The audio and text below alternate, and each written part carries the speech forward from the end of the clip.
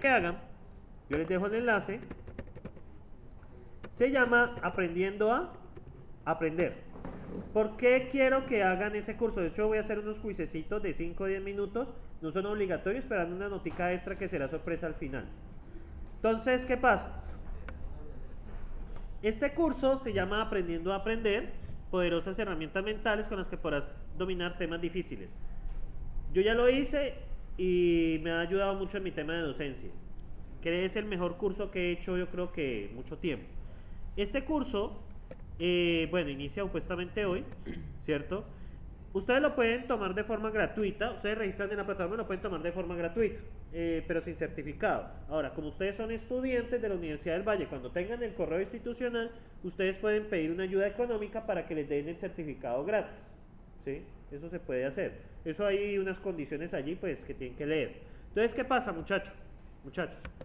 Este curso aborda lo que es el aprendizaje, ¿sí? En sí mismo. Tiene apenas 4 semanitas, son videos de 5 a 10 minutos. Entonces yo ya les diría que cuando comienzan, entonces haríamos 4 cuisecitos, uno de cada semana. Entonces, ¿qué pasa? Primero, este curso habla acerca de la que es el aprendizaje, qué mitos hay y que hay que entender que no todo el mundo aprende de la misma manera, ¿sí? Lastimosamente, aquí pretendemos que todo el mundo aprenda viendo de un video bien, ¿cierto? O haciendo ejercicio. Hay gente que no aprende de esa manera. Razón por la que yo dejo los videos, ¿sí? Porque hay estudiantes que les sirve más de esa manera, ¿sí? Que estar en clase.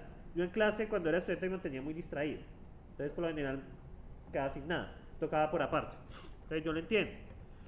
Son videos cortos, hay videos que no son obligatorios. Miren que son videos de 4 o 2 minutos, ¿sí lo ven? 6 minutos, 4 minutos.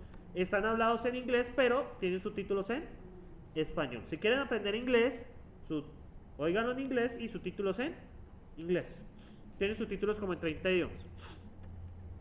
Entonces, hay unas lecturas, hay esto, y hay unos ejercicios. Los ejercicios pues son mucho de conciencia. Viene el tema de la fragmentación, que es una de las mejores estrategias de aprendizaje, sobre todo para los cursos de matemáticas, de cálculo. Es una de las mejores estrategias para entenderlos, físicas. Y aquí explican el tema de la fragmentación. Luego, el mayor enemigo del estudiante. ¿Cuál creen que es su mayor enemigo? La pereza, la procrastinación es lo mismo, ¿sí? ¿Qué es la procrastinación? Ahí lo explican. ¿Usted por qué procrastina y por qué deja todo para lo último? Primero, usted procrastina porque está haciendo algo que no le agrada, ¿cierto? No digamos mentiras, meterse 8 horas a leer un libro no se cansa, ¿sí? Por más que le guste la lectura, me equivoco. Sobre todo un libro de algo que a usted no le guste. Por ejemplo, leerse el libro de cálculo es agradable. Aunque yo les recomendaría que lo sacaran en biblioteca y hicieran los ejercicios, pero eso no es agradable. ¿Qué es más agradable? Ir a Facebook, ¿o me equivoco? O ir a Instagram, ¿verdad que ustedes son son la generación más de imágenes y todo ese cuento? ¿Sí? Entonces, ir a Instagram, no, mi generación más de Facebook, ¿sí? Más de chismes, ¿sí? Entonces no mira Facebook para reírse, ¿sí? De memes y de cosas que saca la gente, ¿sí? Yo doy un poquitico más a la gente a veces con eso. Pero obviamente no escribo nada, sino que me da risa, ¿sí? Entonces, ¿qué pasa? Pues yo cuando estoy haciendo una tarea que me desagrada, entonces ¿qué creen que yo hago? ¿Qué creen que yo hago? Estoy haciendo algo estoy preparando un material para clase y me aburrí. ¿Qué creen que hago? Me voy a Facebook. ¿Cuál es mi problema? Yo entendí aquí que yo tenía un problema muy grave. ¿Por qué? Porque cuando yo empezaba en Facebook, bueno, medio miraba, cuando menos me daba cuenta habían pasado 2 horas y estoy viendo videos de cómo cocinar un macaco, ¿sí? O sea, algo totalmente fuera de contexto. ¿No les ha pasado eso? Que empiezan, bueno, tengo que estudiar tal cosa y terminan viendo videos de la vida de Shakira. Una cosa que no tiene ninguna relevancia para uno, ¿sí? Bueno, al menos de que alguien aquí realmente sea fan de Shakira, pero yo no soy fan de Shakira. Entonces, ¿qué pasa? O viendo, por ejemplo, la historia de la reina de Inglaterra, que ella me terminé viendo un video de qué iba a pasar cuando ella se moría, todo el protocolo, interesante, pero debería estar haciendo otra cosa. De eso pasa mucho. Aquí explican por qué usted procrastina y qué puede hacer para reducir la procrastinación, porque la procrastinación es su mayor enemigo. ¿Por qué? Yo les coloco una asignación, un taller para 2 semanas. Y usted lo empieza a hacer faltando 3 días antes, ¿cierto? Pero resulta que eso ya no funciona porque usted ya tiene otras cosas encima. Tiene el parcial de cálculo, que tiene que la entrega de inglés, que tiene que hacer una exposición de introducción, bla, bla, bla, bla. Cosas que se acumularon durante el tiempo.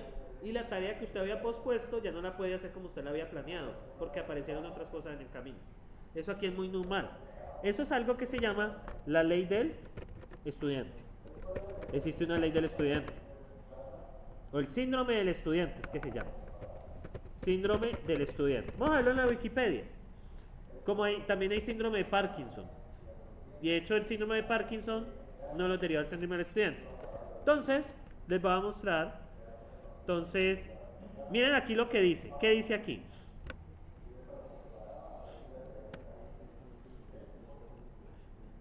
¿Alguien quiere leerlo? Dice, más específicamente, en los 2 primeros tercios del periodo asignado para la tarea realizan 1/3 del trabajo. Y en el último tercio aceleran y finalizan los 2 tercios restantes. Esto sucede típicamente cuando un estudiante está preparando un examen. De ahí el nombre. ¿Sí? Es el síndrome del estudiante. De ahí sale la ley de Parkinson. Ahorita les explico qué es eso. El síndrome del estudiante es una forma de procrastinación que por lo general incluye más de un plan de actuación y las intenciones en el fondo son buenas y sinceras. El estudiante quiere hacer la asignación y quiere pues superar el curso, o sea, no hay malas intenciones por parte del estudiante. Por ejemplo, si un estudiante o grupo de estudiantes se elige a un profesor para pedir una prórroga para algún trabajo, por lo general defenderá su solicitud sobre la base de mejoras que incluirá su proyecto para dedicarle más tiempo. Lo chistoso es que uno realmente se cree eso. ¿Sí? ¿Por qué? A mí me pasaba. Uno pedía plazo porque realmente el proyecto no había avanzado mucho y uno decía, no, le vamos a incluir tal cosa, y era un proyecto de software, vamos a incluir tal funcionalidad, vamos a hacer que los colorcitos, bla, bla, bla, bla. ¿Qué pasa realmente? En realidad, la mayoría de estudiantes tienen otras tareas añadidas en el momento en que tienen la firme intención de comprometerse a mejorar su proyecto. Y eso es lo que pasa. Uno se olvida, cuando está haciendo esos compromisos, de que tiene otras cosas que hacer. Al final, a menudo, terminan en la misma situación que al principio, deseando tener más tiempo a medida que se acerca el plazo y sufren nuevos retrasos. Y eso se vuelve una bolita de nieve, ¿sí? El síndrome se puede explicar comprendiendo el mecanismo de la memoria humana. La memoria a corto plazo se desvanece con el tiempo. Por esa razón, si usted estudia, y es una de las cosas que no me gusta del sistema educativo, porque si usted estudia un día antes para el examen, pues lo puede aprobar, ¿sí? Pero ¿qué pasa con los conceptos que debía aprenderse para el examen? Usted se aprendió de memoria todo lo del examen y lo aprobó. Supuestamente sabes, pero realmente no sabes. ¿Por qué realmente no sabe? Solamente está recordando. Está utilizando el mecanismo de memoria a corto plazo. Eso lo explican ahí. Cuando usted utiliza el mecanismo de memoria a corto plazo, la memoria a corto plazo, ¿para qué sirve? Para recordar cosas que uno tiene que hacer, pero que tiene que olvidarse. Ejemplo, tengo que comprarle a mi mamá el pan. ¿Eso tiene alguna relevancia después de que usted haya comprado el pan? No. O por ejemplo, tengo que lavar las medias hoy. Cuando usted ya lava las medias, ¿qué relevancia tiene eso? Ninguna. Y lo mismo pasa cuando usted estudia la noche anterior para un examen. ¿Lo aprueba? La respuesta es probablemente sí. ¿Que usted va a tener los conceptos que necesita el curso para poder abordar otros temas? La respuesta es no. Por eso es que a mí no me gustan los parciales, pero lamentablemente hay que evaluar así, ¿sí? Entonces, y por ello utilizan el estudio intensivo, es un término que llaman empollar, eso lo explican bien en el curso. En el último momento permitirá que más cantidad de datos afloren y recuerden durante el examen. ¿Qué pasa? Usted se acuerda, ¿cierto? A pesar de que las circunstancias no favorecen los mecanismos de la memoria a largo plazo. Realmente, usted aprende para pasar, pero no aprende para usted. Entonces, por esa razón, las notas no tienen mayor significado. A veces un estudiante que sacó 3.5 está mucho mejor preparado que uno le quedó el 4.5. Y lo he visto. Entonces, uno debe pensar, ¿uno estudia para uno o estudia para un examen? Entonces, eso es una de las preguntas que se plantean en ese curso. ¿Usted estudia para pasar un curso o estudia para aprender algo? ¿Cierto? Entonces, ¿por qué soy crítico del sistema educativo? Porque es que ustedes van a encontrarse a lo largo del camino que muchos cursos están pensados para que usted memorice. Y eso es lo que debería atacarse. El estudiante no debe memorizar, el estudiante debe aprender es a analizar. ¿Sí? Usted tiene los ¿por qué? Cuando usted está en un entorno laboral, por ejemplo, y usted le dice, por ejemplo, usted en un curso le dijeron, ordene de memoria tal cosa, y usted hace el algoritmo y listo, está bueno, ese es el algoritmo que ordena. Pero ¿qué pasa cuando usted está en un entorno laboral y le toca ordenar? Eso ya está hecho, ¿sí? Obviamente hay que saber ordenar, ¿no? Hay que entender cómo funciona. Pero, ¿qué pasa? Usted no va a poder saber que usted necesita ordenar ahí. Y qué es lo que usted realmente debe saber. ¿Cuándo debo aplicar lo que yo sé hacer? ¿Sí? Más no cómo hacerlo mecánicamente. ¿Sí ven la diferencia? Una cosa es cómo uso yo las cosas, más la otra es cómo yo hago las cosas mecanizado, de memoria. ¿Sí? Por ejemplo, en ese caso, por ejemplo, yo les digo, yo detesto lo repetitivo. ¿Por qué? ¿Qué pasa en lo repetitivo? ¿Qué pasa si usted tiene que hacer algo repetitivo? Ejemplo, sin ofender a nadie. Que usted simplemente su trabajo sea extender una mano y pasar un volante. ¿Qué aprendizaje hay allí? Ninguno. Obviamente con el respeto de la gente que lo tiene que hacer. ¿Sí? Ninguno. ¿Sí? Muy diferente es cuando usted le dan un problema y usted tiene que pensar qué usar para solucionarlo. Y eso es en todos los ámbitos de la vida. Entonces por eso yo soy muy crítico del sistema educativo. Ustedes tampoco tienen la culpa, ¿cierto?, de que su estilo de aprendizaje sea de esa manera. En el colegio, más allá de que uno debe aprender conceptos, debe aprender es más bien es tener un sentido crítico, ¿sí? Y a analizar la información. ¿Cómo hace un sentido crítico? Cuando usted lee algo, analizar lo que están leyendo. Por ejemplo, si usted está leyendo una noticia, y eso lo uno en las noticias, periodista se reunió con las FARC, así, directamente. ¿Usted qué piensa? No, bien, no periodista. Persona X se reunió con las FARC. ¿Usted qué piensa de uno?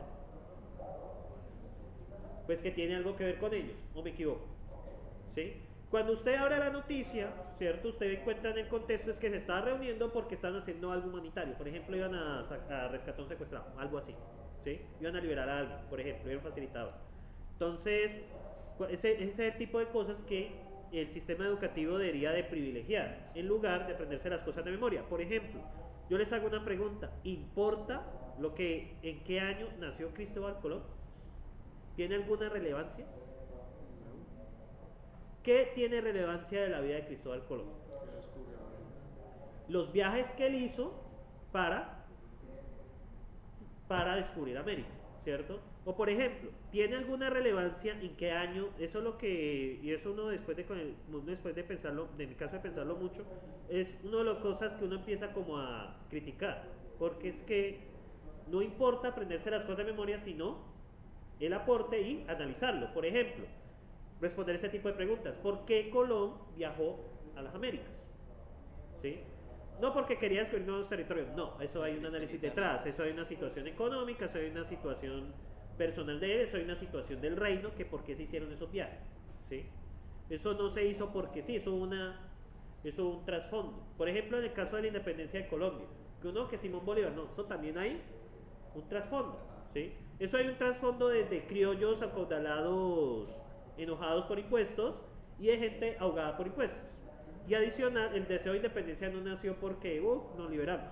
Si uno se pone a leer un poco más, uno se da cuenta que hay unas circunstancias que hicieron que la gente se rebelara, ¿sí? Entonces son cosas que uno tiene que analizar más. Entonces, yo no los culpo porque tengan este tipo de estudio. Lastimosamente, a ustedes les tocó el cambio de del colegio a la universidad. En el colegio, pues, como se privilegian estas cosas, usted sí estudiaba, porque yo la verdad en el colegio yo no estudiaba nada, las cosas se pasaban solas. Entonces, ¿yo qué hacía? Sencillamente uno se aprendía esas fechas de memoria, ¿o me equivoco? ¿En qué año nació Cristóbal Colón? Tal. Creo que 1410 y algo, 18, 19, no me acuerdo. ¿Sí? Lo peor es que me acuerdo de las fechas, ¿sí? Porque para mí me tocó aprendérmelas, ¿sí? Entonces, por ejemplo, cuando nació Simón Bolívar, en 1772 o 74, bueno, no me acuerdo muy bien, igual buscan en Google ahí. Entonces es eso, muchachos. Ahora bien, esta ley del estudiante, ¿a qué se extrapola? está relacionada con la ley de Parkinson. ¿Sí? La ley de Parkinson es una interesante ley porque puede aplicar a casi todas cosas de la vida. Miren eso, cuanto más tiempo tienes para realizar una tarea, más tiempo tardas en completarla. ¿Sí? Y eso mismo pasa con el dinero. ¿Sí? Cuanto más dinero tienes, más dinero necesitas. Y eso uno lo vive en la vida. Yo lo analicé en mi propia vida. Yo era monitor. Cuando fui en pregrado, pues tuve la oportunidad de ser monitor durante 6, 7 semestres. Yo ganaba, pues yo vivo en Palmira, estudié en Cali, pues yo viajaba. Y pues el viaje, pues, en la casa me ayudaban, ya en un punto que yo lo hacía. Entonces, yo mismo lo pagaba. Entonces, ¿qué pasaba? Yo era monitor, no ganaba como 300.000 pesos mensuales. Sí, más o menos 200, 300 más o menos. Y pues yo estaba bien con eso. Pero ahora yo vuelvo atrás, ya que gano más, y yo no puedo volver a vivir con 200 o 300.000 pesos. ¿Sí me siguen allí el punto? O sea, entre más tengas de un recurso, más necesitas de él. Y era chistoso, yo cuando trabajaba, habían compañeros que ganaban el doble o el triple de lo que yo ganaba. Y a final de mes me salían con esta: me prestas 10.000 pesos, es que no tengo un peso para sobrevivir esta semana. Y me quedaba, pero, pues no le decía, pero uno me quedaba pensando, bueno, ¿por qué él necesita que le preste yo que gano menos, si él gana más que yo y está esperando el pago del mes? Y usted imagina cuando los pagos se retrasan. Eso la gente sufre. ¿Por qué pasa eso? Eso es parte de la ley de Parkinson. La ley de Parkinson cubre muchas cosas de la vida. Parkinson no es solamente esa enfermedad degenerativa horrible. Aunque si usted tiene Parkinson, tiene una pequeña ventaja. Resulta que el Parkinson y el cáncer son mutuamente excluyentes. O le da cáncer o le da Parkinson. Son mutuamente excluyentes. ¿Sí? A la persona que le da Parkinson, había unos casos documentados, pero son extraordinariamente raros. Pero el Parkinson y el cáncer son mutuamente excluyentes. Y es una cosa interesante. De hecho, a partir de allí están estudiando los genes de las personas con Parkinson para estudiar el origen del cáncer, para poder diseñar estrategias para atacar el cáncer. ¿Sí? Entonces, bueno, muchachos, entonces este curso es totalmente opcional. Bueno, renacimiento del aprendizaje y cómo liberar tu potencial. En este semana 4, la profesora trata de cómo aprovechar tu potencial de aprendizaje. Por ejemplo, en mi caso, les confieso algo, yo no aprendo nada en clase. ¿Cómo yo aprendía las cosas? Era muy chistoso cuando encontré mi propio método. Yo lo que hacía era transcribir apuntes y así aprendía. O sea, yo lo que hacía era transcribir cosas del libro. O sea, por ejemplo, algo de física, movimiento parabólico, la ecuación. Me ponía a transcribir y así aprendía. Entonces cada uno tiene su propio estilo de aprendizaje y es bueno que lo exploten. ¿Por qué les digo? Porque, muchachos, créanme, los dos cursos, cálculo y FDP, no son sencillos. ¿Sí? Ahorita estamos como en un día divertido, pero ya cuando ya empecemos a ver las cosas, van a darse cuenta de que llega un punto en que el nivel ¡pum! O sea, empezamos así suave y luego de un momento a otro se sube bastante. Yo voy a empezar con cosas sencillitas, como variables, funciones, operaciones. Pero ya después de eso, empiezo a incluir conceptos de abstracción. Por ejemplo, estructuras. ¿Qué es una estructura? No, que es un tipo de datos que ustedes mismos hacen, que ustedes mismos entienden. Luego, ¿cómo operamos con eso? Ya el diseño de las funciones depende de eso que usted hizo. Luego vamos con estructura recursiva. O sea, dentro de una estructura está la misma estructura. ¿Han visto las muñecas rusas? Dentro de una muñeca rusa hay otra muñeca rusa. Ahí cuando vemos las listas.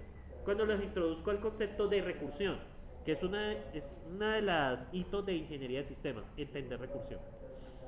Realmente la recursión yo la vine a entender ya casi al final, pero para este curso se necesita recursión. Después de recursión vamos a trabajar con eso, ¿sí?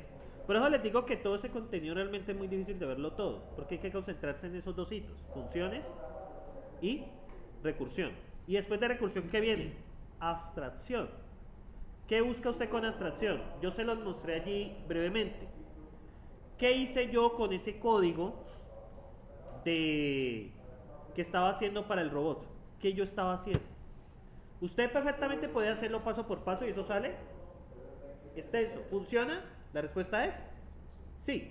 ¿Es óptimo? La respuesta es no. ¿Sí? No basta con que funcione, sino que sea Óptimo. Afortunadamente en este curso yo soy muy relajado con eso. Realmente no es necesario. Con tal de que funcione y pues cumpla los requerimientos, pues así sea feíto, está bien hecho. Entonces pues tiene su signo. Entonces, ¿qué pasa? Lo que yo estaba haciendo allí con los repeats es un concepto de abstracción. ¿Qué estoy haciendo? Cogiendo un código extenso y lo estoy reduciendo a pocas líneas. Y el concepto de abstracción de que eso se repite. ¿Sí? Eso es algo, muchachos, que yo no se los puedo enseñar, es imposible enseñarles. Es como enseñarles a caminar. ¿Ustedes cómo aprendieron a caminar? Eso es innato, ¿sí? Uno aprende a caminar o por imitación, ¿cierto? O por la misma naturaleza del ser humano, eso está escrito en los genes, caminar, ¿sí? Entonces, o cómo uno aprendió a hablar. ¿Cómo aprendimos a hablar? Es por imitación. Realmente lo que uno hace es imitar el lenguaje de los padres o, bueno, acudientes según él sea el caso, ¿sí? O sea, por ejemplo, usted puede, o sea, por eso es la diferencia entre usted haya nacido en Alemania y haya nacido acá. Como usted escuchaba siempre hablando en alemán, ¿usted qué hacía? Hablar alemán. Y el mismo interacción con las personas, usted aprende un lenguaje. Vaya, aprenda alemán ahora. ¿Sí? Entonces, es ese tipo de cosas. Entonces, muchachos, mi recomendación, háganlo si quieren. Yo al final de clase, los últimos 10 minuticos, hago un quiz rápido. Y pues eso al final es una pequeña bonificación sorpresa. ¿Sí? Entonces, quiero que hagan este curso y en la evaluación docente me den la realimentación de si les sirvió o no les sirvió. Para ver si lo sigo haciendo. ¿Sí? El semestre pasado lo intenté hacer, pero el semestre pasado hubo un problema. ¿Qué creen que problema hubo? El paro me dañó todo. ¿Sí? Realmente quedamos como en la semana 2 y ellos iban a seguir con la semana 3, pero todo se me... esperaría yo este semestre no pase nada. Aunque en el fondo sabemos que probablemente ellos no estén en lo cierto. ¿Listo? Entonces, muchachos, quiero que hagan este curso, ¿listo? Ya que ustedes son de primer semestre y realmente los únicos dos problemas que ustedes tienen son introducción, esta materia ahí, cálculo. Como apenas estamos comenzando, entonces la idea es que comiencen a partir de la otra semana. Entonces yo les haría el quiz dentro de 2 semanas. Es un quiz ahí en el campus y ya. ¿Listo, muchachos? Entonces eso es la promoción.